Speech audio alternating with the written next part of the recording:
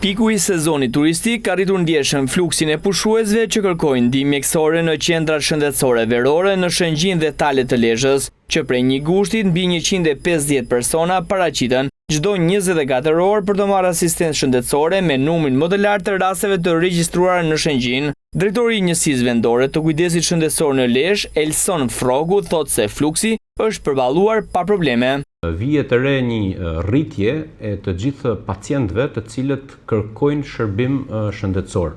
Kur themi kërkojnë shërbim shëndetësor, kjo përfshin brenda edhe sensibilizimin, këshillimin për çështje të ndryshme ku qendrat shëndetësore verore e kanë si le të themi detyrë funksionale për ta dhënë këtë shërbim.